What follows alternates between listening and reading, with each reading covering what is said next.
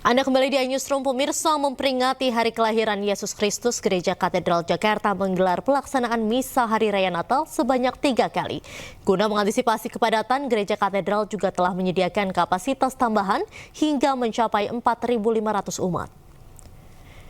Gereja Katedral Jakarta menggelar Misa Natal sebanyak 3 kali, yakni pukul 8.30, 11.00, dan 17.00 waktu Indonesia Barat.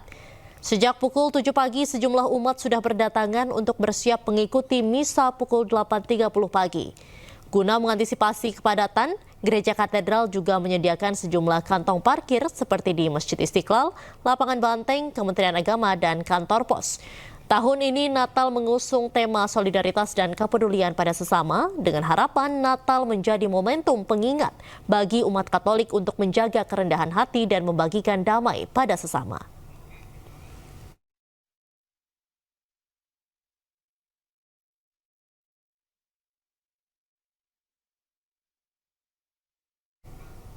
Dan untuk mengetahui informasi selengkapnya, kami telah terhubung dengan rekan Nata Arman di Gereja Katedral Jakarta. Selamat malam, Nata. Bagaimana suasana Misa Natal di Gereja Katedral Jakarta malam ini?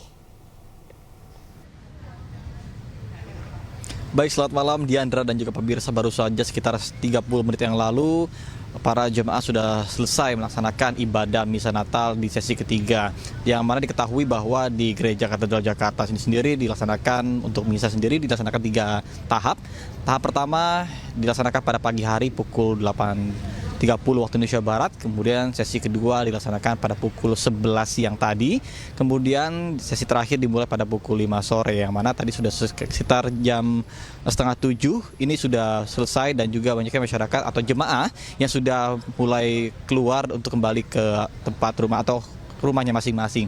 Kemudian dapat kami sampaikan juga bahwa tadi pada perayaan Natal tahun 2024 ini di Gereja Katedral Jakarta ada mimbar peninggalan abad ke-19 yang selama ini tidak digunakan, namun saat ini kembali digunakan. Tadi sekitar pukul 6, yang mana ketika misa berjalan pada sore tadi, kemudian ini pun yang menjadi antusiasme dari para jemaah juga, yang mana setelah sekian lama tidak digunakan, namun saat ini kembali digunakan untuk beberapa kali setelah sekian lama tidak digunakan. Kemudian kami sampaikan juga bahwa untuk kantung parkir sendiri ini disediakan di beberapa lokasi yang sudah bekerjasama dengan Gereja Katedral. Yang pertama ada di Lapangan Banteng, kemudian di Kementerian Agama, kantor pos, dan juga di Masjid Istiqlal. Jadi untuk penumpukan kendaraan yang terjadi di depan wilayah sekitaran Gereja Katedral ini sampai dengan malam hari ini juga tidak ditemukan, dan situasi arus lintas berjalan dengan aman, lancar, tidak ada juga yang namanya pengalihan arus lalu lintas seperti itu, kemacetan juga tidak ada. Kemudian untuk segi pengamanan sendiri, pihak polisian juga menyediakan atau mengerahkan sebanyak lebih dari 300 personil yang berjaga di depan maupun di dalam, dan juga dengan melalui proses yang pengamanan yang ketat, kemudian juga sterilisasi seperti itu sebelum tadi para jemaah pagi-pagi untuk melakukan ibadah Misa Natal pada hari ini. Sementara saya kembali kepada Anda di studio. Diandra. Baik, terima kasih Nata Arman langsung dari Gereja Katedral Jakarta. Selamat kembali bertugas. Pemirsa, Uskup Agung Jakarta Ignatius Kardinal Suharyo menyoroti kasus korupsi yang kerap dijadikan alat untuk menjegal orang. Selain itu, dalam pesan Natal ia juga meminta jemaat untuk menjauhi sikap korupsi. Tentu saja adalah sistem tata kelola negara ini. Kita semua mendengar akhir-akhir ini kok korupsi itu malah dijadikan alat ya, untuk pembunuh dalam tanda petik ya, untuk mematikan orang, untuk menjegal orang. Korupsi dibiarkan supaya nanti pada waktunya bisa digunakan untuk kepentingan tertentu. Nah, itu kan politik yang busuk sebetulnya. Dan segala macam cara. Nah, kalau ditanyakan gereja itu berbuat apa, tentu gereja itu kompleks, Mas ya. Gereja itu bukan hierarki, gereja itu adalah umat. Maka harapannya tentu saja adalah kalau ditanyakan tentang gereja, salah satu selain suara moral yang ditulis oleh para penulis di koran, disampaikan di dalam wawancara di televisi, gereja sendiri tidak berarti bebas dari keadaan seperti itu. Maka yang diusahakan oleh gereja, yang saya tahu di Keuskupan Agung Jakarta adalah membuat lembaga gereja itu transparan, sehingga dapat dipercaya. Tidak mudah.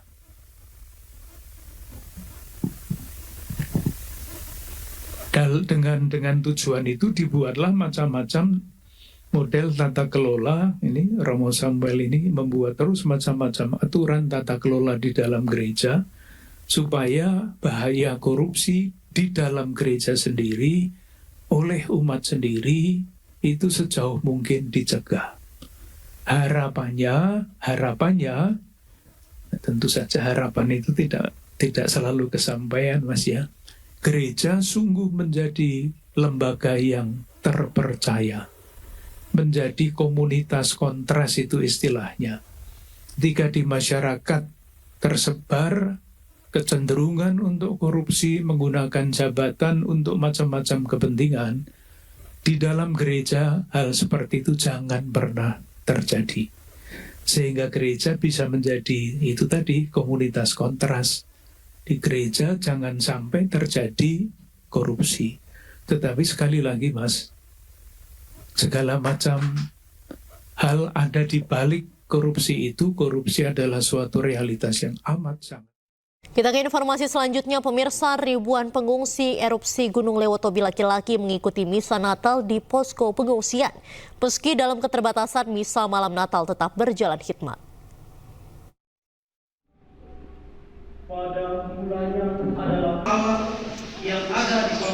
Ribuan pengungsi di Desa Bokang, Kabupaten Flores Timur, Nusa Tenggara Timur, mengikuti misa Natal di Gereja San Maria Immaculata Lewolaga.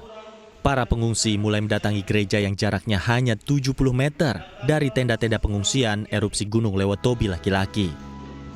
Misa hari Natal berjalan hikmat, meski tanpa ada ornamen Natal yang mewah.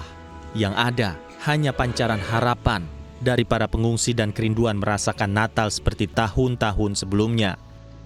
Para pengungsi terlihat antusias menyambut Natal, meski pada momen Natal kali ini mereka berada di lokasi pengungsian. Jauh berbeda, meskipun dalam suasana ramai seperti ini, tapi hati kita tetap pada kita punya rumah, tempat yang lama itu. Semoga ya suasana erupsi ini cepat pulih, cepat sembuh, sehingga kita bisa kembali berdamai atau dengan keluarga yang selama ini kita begitu dekat, begitu akrab. Datang di sini kita rasanya seperti asing ya. Pengungsi berharap situasi bisa kembali normal agar mereka bisa kembali ke kampung lagi. Sementara itu hingga saat ini status Gunung Lewotobi laki-laki berada di level 3 atau siaga. Dari Flores Timur, Joni Nura, iNews melaporkan. Pemirsa, semarak perayaan Natal di Toraja Utara, Sulawesi Selatan dimeriahkan dengan festival puluhan pohon Natal berbagai bentuk. Kelap-kelip lampu Natal disambut warga, khususnya umat Kristiani, dengan antusias.